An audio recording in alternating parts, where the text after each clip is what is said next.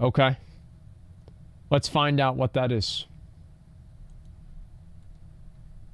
Do some RFC? Yeah, I know. We're going to do our best, okay?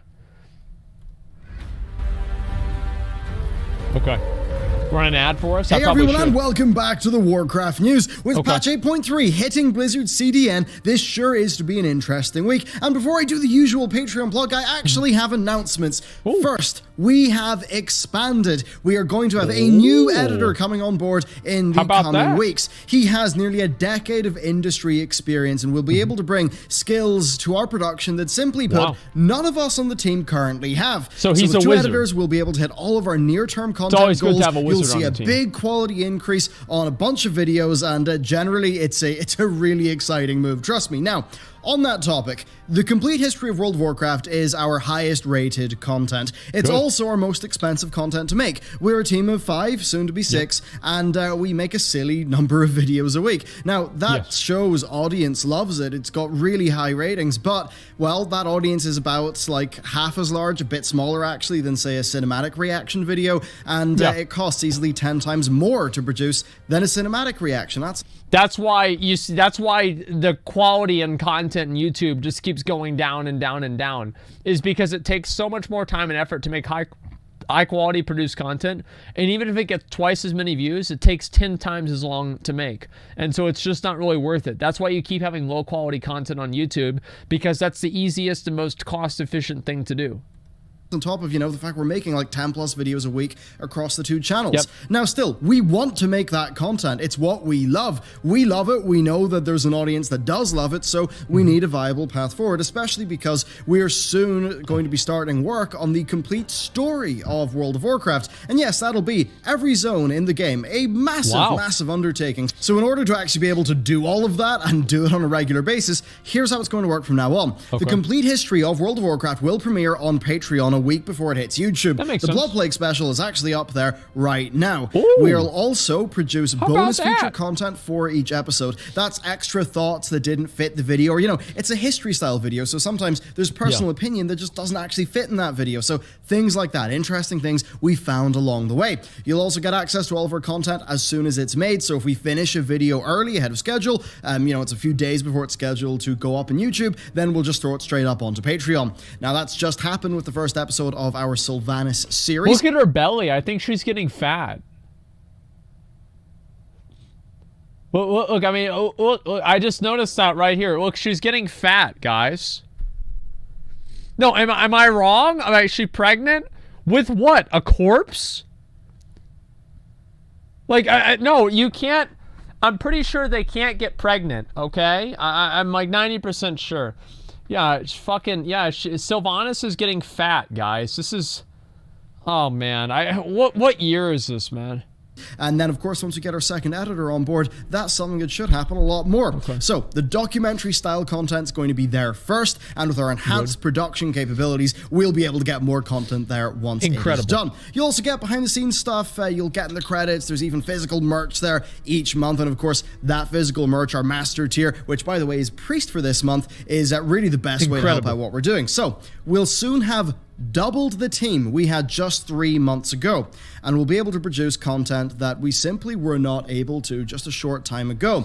So soon we'll have expansion announcements, we'll have betas to cover, and much more, all while we simultaneously document the history and the lore of World of Warcraft. Our future as a production team's never been better. Dude, I can't wait until this fucking Blizzcon comes out, dude. Like, honestly, you know what I'm most excited for? This is gonna sound weird, might confuse some people. I'm most excited for fucking D4. I want to play D4, man. Straight up. Like, I really want to play fucking Diablo 4. It's gonna be amazing. I'm really excited. And also, as a little thank you for sticking around so long for this announcement housekeeping bit of the video, our game, right, I can say to you, it's hit 45,000 words, and even though most of those 45,000 words are not implemented yet, we've got over an hour of gameplay, about an hour and a half, and all I'll say is internally it's been testing very well. So things are actually moving along quite swimmingly over It'll there. be And the with that, announcement of an let's get into the content. So patch 8.3 has been confirmed. Okay. Now, with 8.2.5 wrapping up the faction narrative, and I think many people remembering how Warlords of Draenor actually abandoned its final patch in order to get Legion out there a bit faster, Smart, there was by the a way. feeling out there that Blizzard were set to repeat history, to maybe cancel 8.3 and move straight on to 9.0. Well, the appearance of patch 8.3 on Blizzard's CDN, that's a content delivery now. Man, they were obviously going to do 8.3. Anybody that fucking thinks that they're working to do 8.3 is an idiot. Blizzard has invested so much time and effort into the story, they have to carry it to term. Right? Even if the game wasn't doing very well, they've invested so much in it. Like, this is the culmination. Like, they've killed Sarfang over this. They've turned Sylvanas into a crazy person more so over this. Like, they have to do it. Everybody knew that we were going to get an 8.3. The fact is that BFA, for all of its faults, has gotten progressively better throughout all the patches, right? And so it started, like, let's say this is a good expansion. It started here. Then in 8.1, it went to, like, here, 8.1.5 here, 8.2 went to here, right? And maybe 8.3 will take it up to here. We'll see what happens. Maybe even up to here. We'll see what happens. But I think that each patch has made BFA better than it was before. That pretty much disproves that and does also confirm the next patch. Now, Blizzard have not officially commented on this, which does make a lot of sense because development work that the dev team are doing and PR work that the PR people are doing, it doesn't often line up. Now, with 8.3 being in the CDN, I would expect Blizzard to announce a live stream in the very near future. Indeed, patch 8.2 established that format with its stream debut being highly successful, essentially feeling like a miniature BlizzCon presentation. Now, it is always possible that 8.3 would actually be the focus of BlizzCon, but I think, I think this early timing of it hitting the CDN does cast doubt on that, and I think that does make the live stream route a lot more probable. Now, this also means that I think we're set for a BlizzCon that is focused on the next expansion, and, that'll be fun. Blizzard will have to avoid talking about details of the 8.3 ending, so that'll be awkward, but I suppose doable. That's something that has been done before, with Cataclysm and Mists of Pandaria being announced before the current expansion's final patch had been released. Indeed, we're running on pretty much an identical clock to the Wrath of the Lich King days. Remember, the patch 3.3 released a month after BlizzCon, and that was the BlizzCon that announced the Cataclysm. That's great, but it'd be nice if that means that, we won't have 9 or 10 months of the last raid. So I do wonder if that means we're set for an expansion that's actually a bit more like out of left field, one that's a bit more disconnected from the current story. And honestly, if that was the case, there's nothing I'd love more. I think it would be tiresome to move from all of this Sylvanas to a bit of an Azoth and then just back to Sylvanas for the next expansion. I think that would just be a bit tiring. Something new. Well, they can't just have her be like, Team Rocket's blasting off again. And then, they'll see what's really coming. And then the next expansion comes out, and they're like, Sylvanas who? Like, they have to finish the story. I mean, realistically, they have to finish the story. Like, I agree with Bellier. I think that, it'd be cool if they went in a different direction. But also, you spent like 3 fucking years doing this. Like, finish the fucking story. Like, come on, guys. New and fresh, I think, would be very welcome. Perhaps, give us some breathing room from the Battle for Azeroth cast of characters. I think that would be really good. I mean, hey, Illyria and co haven't had much to do, so why not travel off to space? Or maybe discover a new culture hidden beyond the known world of Azeroth. Go to the moon. Cool. As for 8.3, well, I think it's almost certainly N'Zoth. I think the only question is to what degree Ashara will be involved, whether she'll be on our side or not, and if Blizzard are going to have Sylvanas be involved. Then there's also puzzling out what the new zones are going to be. I think the Dragon Isles are a very obvious suggestion. They've been hinted at since 8.0. Rathian has returned. We've known that Rathian's been looking for the Dragon Isles, so... I want the Dragon Isles to be a part of an expansion, man. They've just been such a big fucking deal for they've been in the game since vanilla. Wow, man. I want to see the Dragon Isles be a big fucking deal, not just a patch. I mean, like Argus, I think that Argus could have been really awesome, but it was just like it just missed the mark in a few different ways. Like Argus was good in a lot of ways. It was good in more ways than it was bad, but the ways that it was bad made it really, really bad.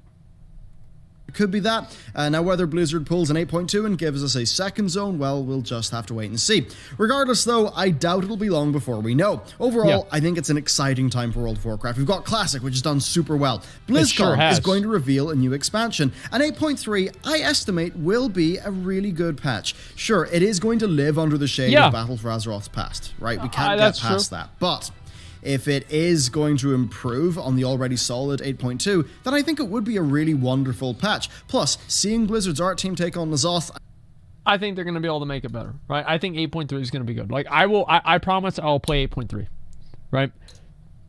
I will do an 8.3 stream. I will talk about it. I will cover the patch. And as the patch comes out and as the expansion comes out, obviously we'll transition more into doing like some live server stuff too, because I don't want to make it to where people think that my stream is just about Classic WoW. I love current WoW. I love Classic WoW. I love BC. That's actually pretty much it. But those three things I like a lot. I mean, yeah, that would be pretty darn exciting. And then sticking on the topic of the near future, BlizzCon's virtual ticket has been announced. This year's rewards for Warcraft are a Saurfang Murloc and a Sylvanas Murloc, plus some Wendigo pajamas. Now, this is kind of interesting because all of these are unlocked instantly if you purchase the ticket. The ticket has remained at last year's pretty darn expensive $49.99 price point. Interestingly, though... Oh my god, Blizzard is so smart. So they made the price $10 more last year because they knew people would still pay it to play Classic. So now, because they're not going to lower the price, they've already gotten that price in people's minds with the added value. So they're keeping the same price that they had last year without adding the value that they would have this year of playing the game. Now, the way that they can redeem this, here's the way they can redeem this right now, is that as soon as they announce Diablo 4, and everybody knows they're going to announce, well, you guys know what I'm saying, right? They're going to announce Diablo 4. The moment they do that, they say, yo, you want to play the game? Log on. If you have a Battle.net account that has a virtual ticket on, download the fucking client for the beta and log on and play D4. My dick would get so hard. So hard. This actually marks the second time in just a few weeks that Blizzard have sold us a transmog set. Now that's of course after they retired the transmog helms last winter. Of course with the Recruiter Friend archaeology themed one. Now I've got to wonder if this is them testing the waters because, well, I mean, a full Mog set for BlizzCon, that's more than the capes that we got last year. And let's be real here, visuals sell. That's what so many modern games are really making their money off, including many other Activision Blizzard titles, ranging from Crash Team Racing to Call of Duty to Overwatch to Heroes of the Storm. I've got to wonder if we're going to see things like... Is the new COD game good? Is it good or not? If some people are saying yes, then it's probably actually good. Most people love to hate COD, so if anybody's saying it's good, then it's actually probably good. These Wendigo pajamas actually just appear in the in-game store at some point. I mean, just look at how successful and large I just want to play Final Fantasy Halo, 14 honestly. store has been. Blizzard are surely going to want some of that money. Anyway, as for the con itself, well, it's clearly going to be a big one. We're almost certainly going to have Diablo 4 be announced, and there's also a high chance of Overwatch 2. Then the next WoW expansion is almost a certainty. I'm expecting basically more announcements than really any other year, and I think that is something that's realistic. Now, scuttlebutt is that Diablo 4 and Overwatch 2 almost made it to last year's BlizzCon, especially D4. So unless, say, Overwatch 2 has been rebooted internally since, I find it hard to see, them not being there. I think D4 is almost a certainty. Then there's also Warcraft 3 Reforged. I mean, remember how they announced the summer release date? Well, summer, by the way, has came and went. Now, if I were betting, I would say they'll drop that like a week after BlizzCon. Either that or they will announce it for next year with its scope. Dude, I'm so happy, man.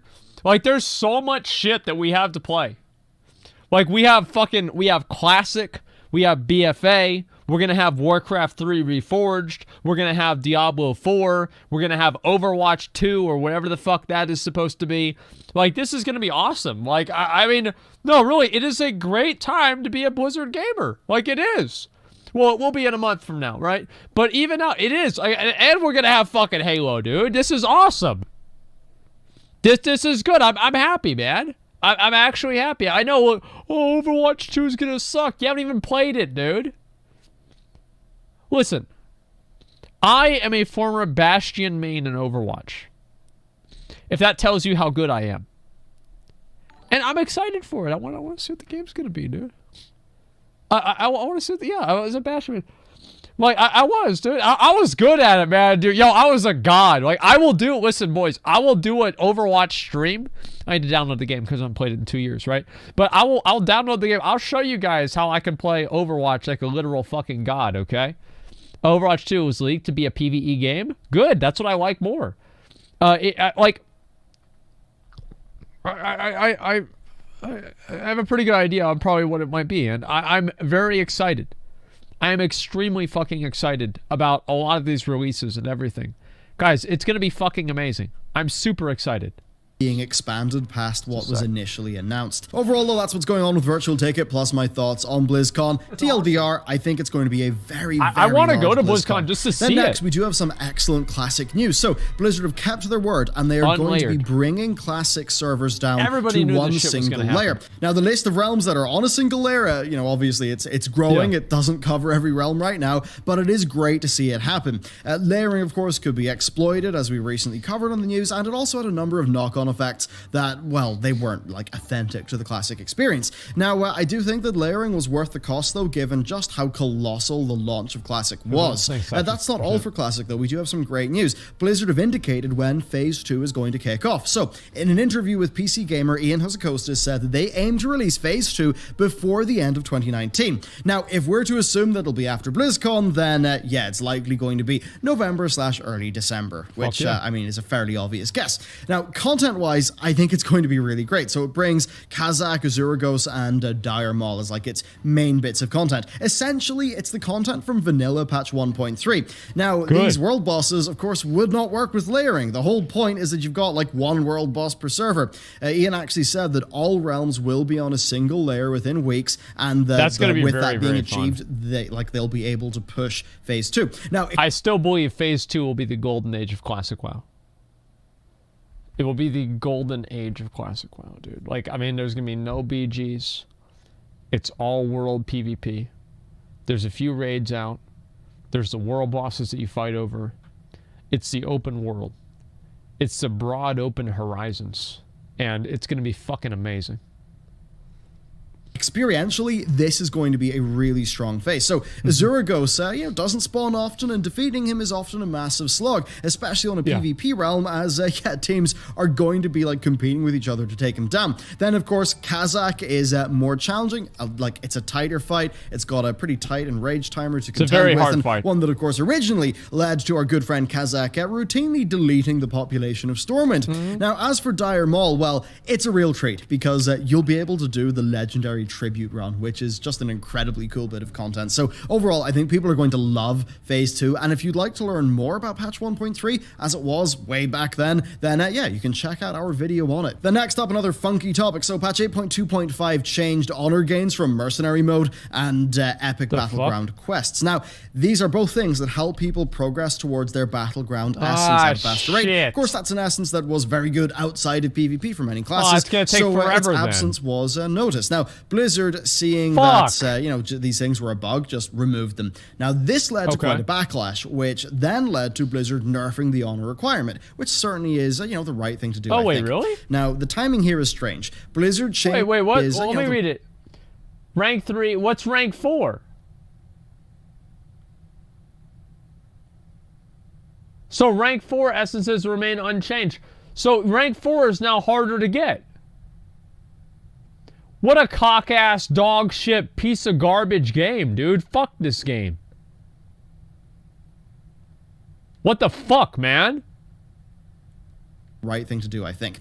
Now, the timing here is strange. Blizzard changed the honor requirement via a hotfix like a week after the patch initially changed Merc mode honor gains, and indeed, it seems like Blizzard rushed their hotfix out after Wowhead's coverage of the epic battleground quest change. Well, at least that's what one of Wowhead's writers thinks, and I'm inclined to agree given how things actually played out. Overall, though, I think it's the usual Blizzard problem-solving mentality. Certainly, I think it's an area where they could maybe calm down a little bit, bit because it's often led to them removing either fun things for the game from the game or things that things that players have kind of done to get around something they didn't particularly like, maybe because it wasn't that well designed. And sometimes with Blizzard, just problem solves those things away. People are left with a system that at its core isn't really that satisfying. So I think that's kind of what happened there. It's an awkward enough situation. I think generally speaking, Blizzard could do just, they could do with just being a little bit more close to the ground when it comes to how they deal with these sort of more touchy topics of the player base.